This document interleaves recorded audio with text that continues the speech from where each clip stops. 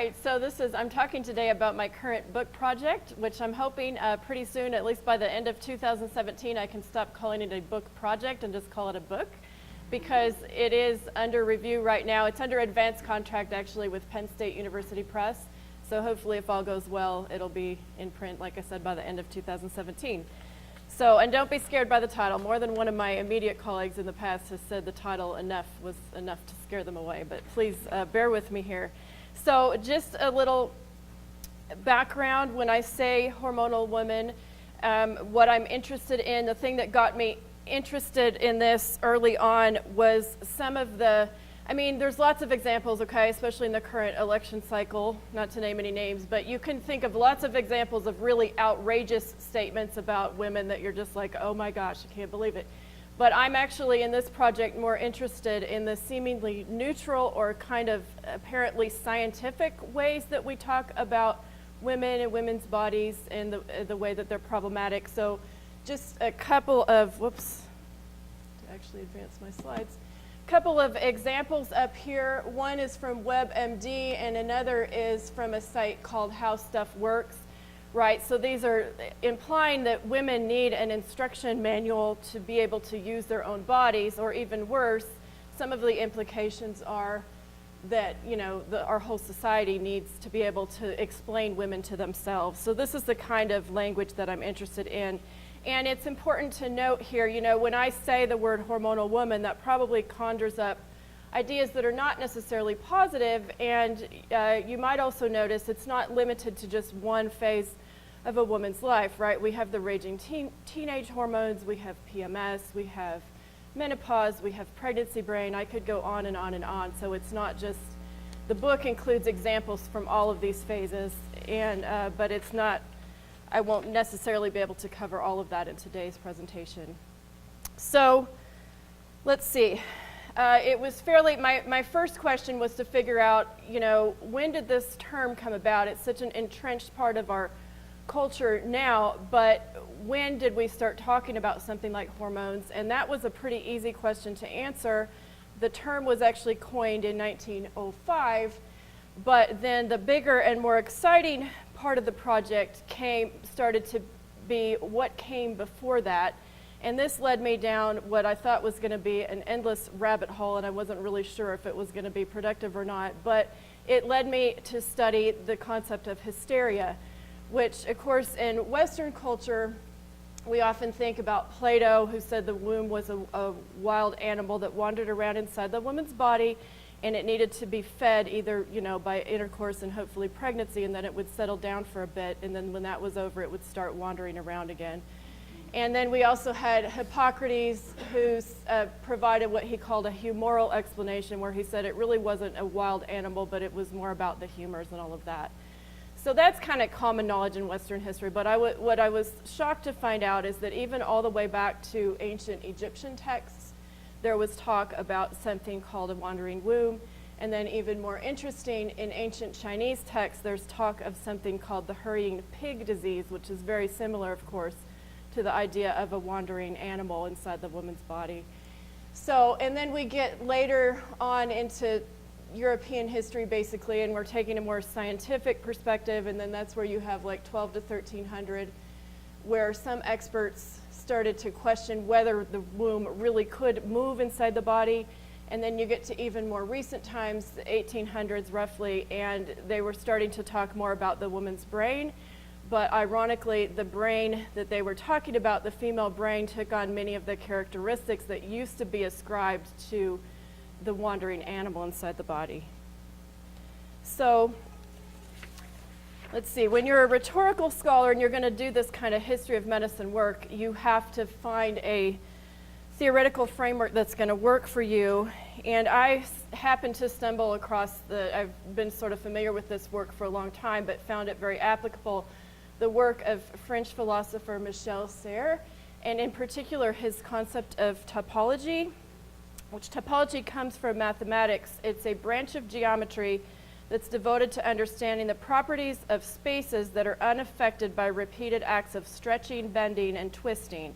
So the Mobius strip, which is the little blue figure on the right here, is kind of the central concept of that. And the thing that you'll notice about that shape, it only has one side and one boundary. An ant could crawl along its entire surface, covering everything, and would never cross an edge.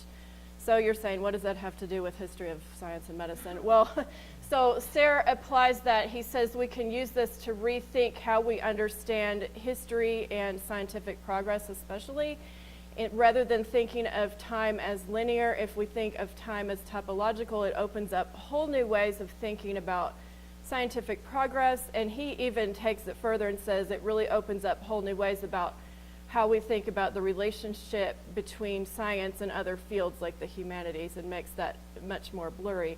But in any case, he uses some metaphors that are really nice, like the kneading of bread dough or the folding of a handkerchief, where if you think of both of those kind of shapes, you can have points that seem very far apart at one moment, but you fold the handkerchief and those points are very close together.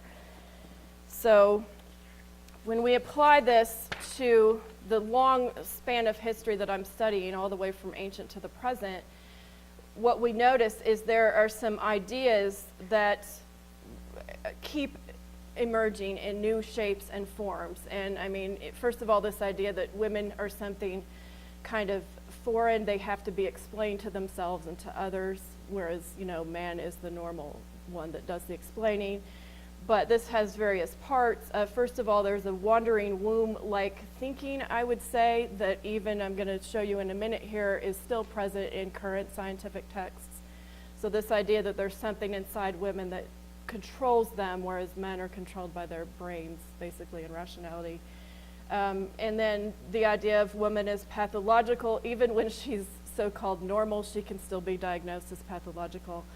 And then lastly, this idea that women's health problems, the scientific understanding of women's health problems is tied in very specific ways to things going on in society at every era. So like going back to hysteria, oftentimes the cure that was recommended was marriage and pregnancy and all of that.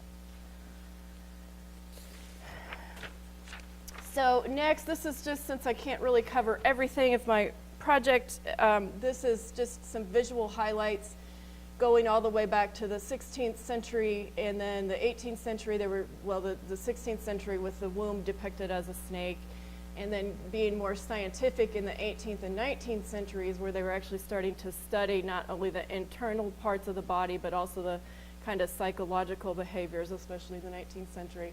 And then fast forward to the 21st century and, you know, all this progress.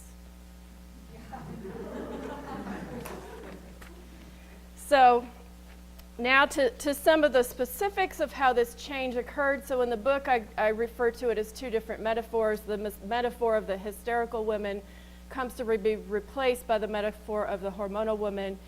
But the actual discovery of hormone, or the emergence of the term hormone in 1905 came about. It was a British physician named Ernest Henry Starling, and it was in a speech he gave to the Royal Society.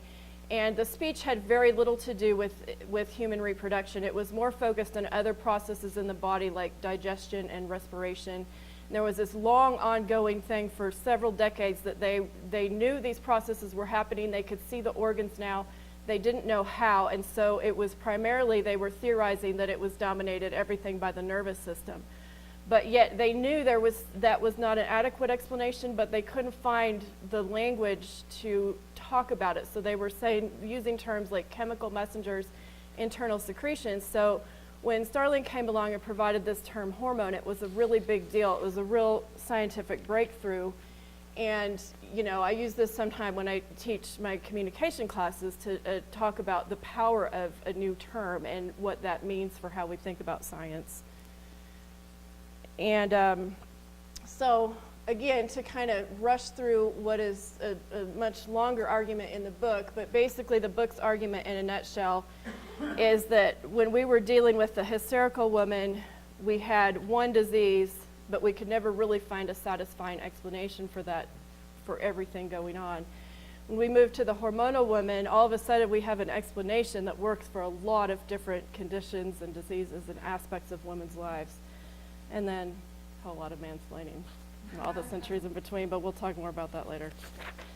So getting into the more specifics, once I did have to sit down and figure out, how did this change actually occur? I wasn't sure if I was going to be able to make that argument, but I relied a lot on the rhetorical concept of metaphor, which is the idea, or the part of language that carries meaning across different places. So in my book, I use it to say that these metaphors carried meaning across the centuries, often preserving old ideas but reshaping them in ways that would work for the present.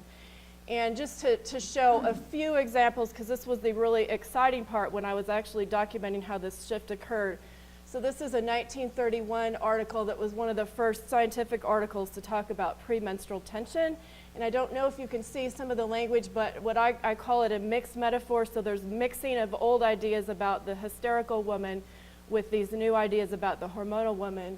So, and oftentimes what even makes it better is they're quoting the husband rather than the woman herself. So they'll say things like almost crazy, impossible to live with. There's something about almost being a shrew or something like that. But anyway, when you look at the older texts on hysteria, this is a lot of the same language that they were using right before that to talk about the hysterical woman. And then this is one of my favorites. This was a 1934 article in the Journal of Aviation Medicine, and it was about a 2-page article. It's just based on anecdotal reports of women pilots who crashed their plane while they were menstruating. And so in some cases it was the woman herself talking about how it was her body's fault that the plane crashed. In other times the woman died, so it was an accident investigator saying that, oh, it was because the woman was menstruating that her plane crashed. But this is, like I said, it's purely based on anecdotes, but this article was actually cited as the definitive source for decades afterwards. So the definitive source on the role of menstruation in women's brains. So fast forwarding to the present, and I'm going to show you some examples in the 21st century here in a minute, but the key rhetorical concept that I use to understand modern or current discourse is the enthymeme. And this is my kind of silly example, but I think everybody's hopefully seen the Subaru commercials with the dog driving the car, right? Which, some of the best commercials on TV, I'm sorry. But this is what we call enthymeme in rhetoric, because it's an argument that's effective not because of what it contains, but because of what it leaves out, right? So these commercials leave out any specific mention of any attributes of the car, but they move us, they're powerful because of that. So how does that apply to scientific discourse? I have one example that I use and explain through the concept of the enthymeme is an article that was published in 2015. It was by a team of psychologists and other mental health experts, but they were applying something called the Montreal Imaging Stress Test, which is basically the way they applied it in this study anyway, is they recruited a bunch of women for the study and told them that they were going to be tested on their ability to do arithmetic. But it was all computerized, and there was an algorithm set up that made sure they would never succeed. So if they started to do too well on the test, the problems would get harder and harder, so they would never succeed. And then at the same time, they also had people that were administering the test that came in every few minutes and told them they weren't doing well enough, they needed to hurry up. Okay, so whatever. Then the point of this study was that they also, before they took the test, they tested the women's hormone levels to try to tell what phase they were at in their cycle. And then afterwards, they had a questionnaire that asked them, tried to determine basically how well they responded to stress. Okay, well, just like the Subaru commercial leaves out any mention of anything, actually specific about the car that you might call like rationality and stuff, this test leaves out any mention of the value judgments that go into determining what it means to have a successful or positive response to stress in that situation. And that was 2015.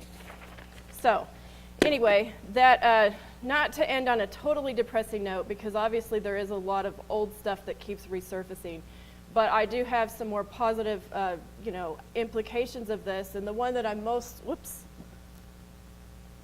just kind of speed ahead here because I've run out of time. The one I'm most excited about is this last one, social physics, and this is an old term in the social sciences, but there is a a scholar at MIT who is reviving this term. His name is Alex Pentland, and he's claiming for the first time he can provide quantitative data to show that organizations, systems, societies are more effective when everybody is doing the knowing, everybody is producing the ideas. And so, the problem that emerges at the end of my book, or what I argue, is the biggest problem here is that we've had one group of knowers, white men, and everybody else is the known. And if we can change that, we change the world, basically.